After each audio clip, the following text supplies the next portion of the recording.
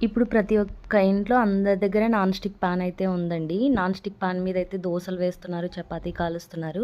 అలా కాకుండా ముందు కాలంలో ఐరన్ పాన్ ఉంటది కదా! ఓల్డ్‌ది. ఐరన్ పాన్ ఎలా క్లీన్ చేసుకోవాలి, దీనిపైన ఎలా దోసలు వేసుకోవాలనేది చెప్తాననమాట.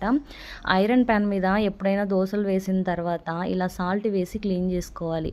విమ్ లిక్విడ్ కానీ, సోప్ కానీ వేశారంటే దోసలు అస్సలు రావన్నమాట. కొత్తది ఐరన్ పాన్ తెచ్చిన వెంటనే ఆముదము, అలాగే ఆనియన్ కలిపి తిక్కి 2 రోజులు ఆరబెట్టాలి. తర్వాత దోస వేసి చూస్తే 1, 2 రోజులు పాడైపోతాయన్నమాట. మూడో రోజు బాగొస్తాయి.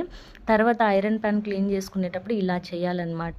కానీ పాన్ ఎప్పుడు చూడు ఆయిల్‌తోనే ఉండాలన్నమాట. లేకుంటే ఆయిల్ లేకుంటే దోసలనేవి నీట్‌గా రావు.